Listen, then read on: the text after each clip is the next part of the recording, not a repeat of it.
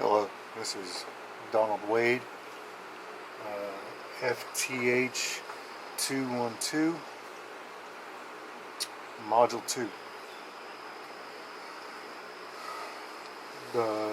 So this is my general workbench. This is one of two. This one gives me plenty of light, plenty of storage for anything I need.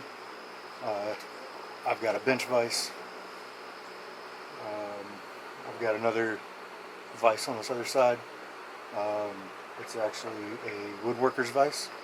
I like it because it's kind of low. But up in front of me, prepping for any kind of build, I usually lay everything out that I need. I lay tools, parts. I have these grip mat pads. This one's got all slide components, barrels, guide rod spring, recoil spring. This one is would be all lower parts for the frame, trigger housing, trigger group, all of those components. As I stated, tools are laid out, fluids. That's generally how I prepare. No live ammo. The only ammo is snap caps, and that's to do a function check at the end once I completed the build. Various tools, very crucial. This front sight, or I'm sorry, this is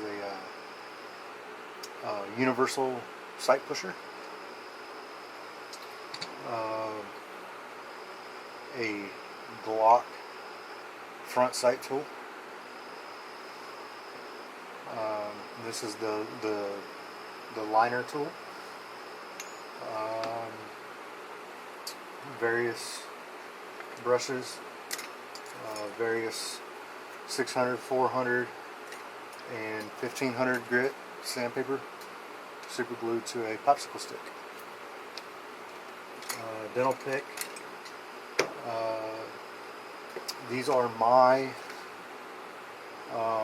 roll pin specific punches. They have a little dimple on the end that fits down into the roll pin. Then I have the various drift pin and punches, the steel one and the brass. As far as lubricants, I've got alcohol, oils, 3-in-1 oil, blue Loctite. These are my bluing. I've got aluminum and I've got steel, and those are just cleaners, and then I've got blue layout fluid. I've also got a Sharpie. I had a black one I usually use on any of the silver parts, and it's the silver Sharpie on black parts. What else is? Got a cleaning rod with a jag on the end to measure barrel twist, and I can measure length, but I've got another tool that I use for length. So anything below, I usually go anything below 10 inches. I've got these two rods. I got a wooden dowel that I've got marks. I've got blue is every 1 inch, and orange is half-inch marks. And then I've also got an aluminum. It's kind of the same way, except they're all black. Thick is the 1 inch increments, and then the thin is the half-inch. And I'll show you how I do that.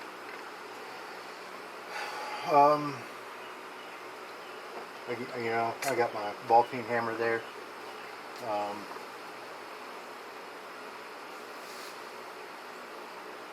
you know, I'm good with this setup. I've got this bench.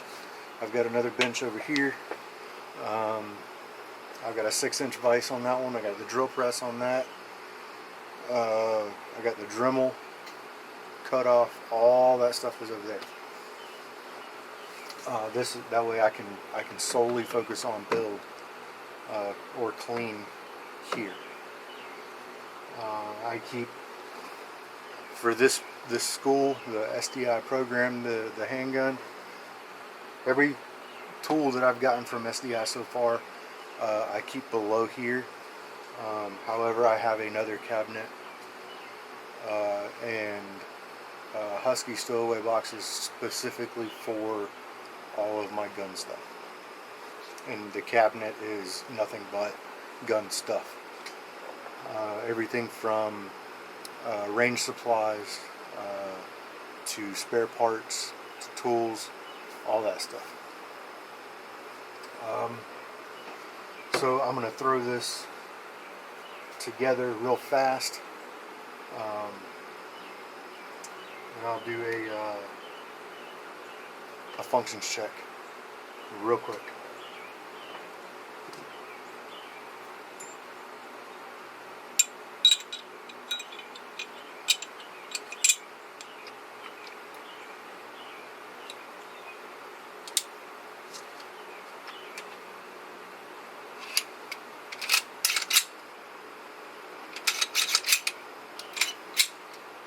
Okay, so functions check. Make sure it's clear. I'm going to point in a safe direction, and I'm going to squeeze the trigger. At the same time, I'm going to hold the trigger to the back. I'm going to pin it, cock the slide, and release the trigger, and I should hear a metallic click, which will indicate the trigger reset. Here we go.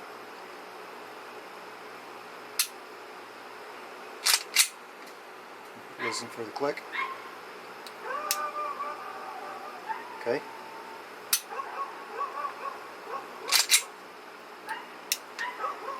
There we go. So with function check, cycle of operations, I'm going to load 3 rounds, snap cap rounds into this empty magazine. These are snap caps.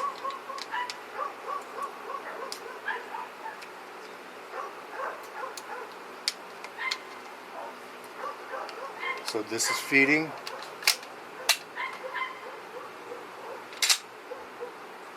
Feeding into chambering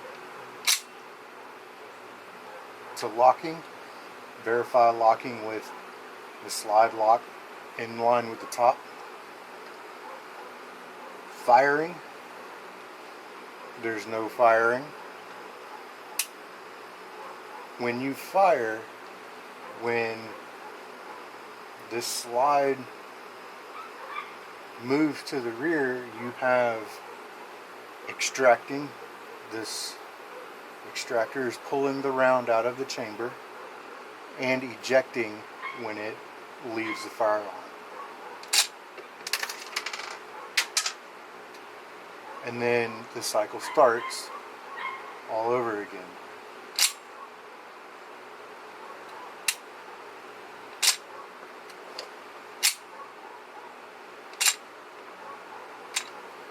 Slide lock, empty, magazine is cleared, pistol is clear, we are clear. The way I was talking about with these rods, slide forward because the breech is the back of the barrel. I will insert this one is a wooden dowel. See where it lines, 4 inches, which tells me my barrel is, I don't know if it'll focus, 4 inches. Barrel twist. Barrel twist determines the spin of the projectile. grooves can either be tight or loose. They're measured generally rotation by inches. For an example, 110 means it'll rotate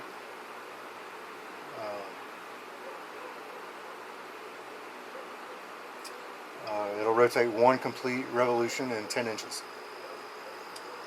I compare it to a football and somebody throwing a football.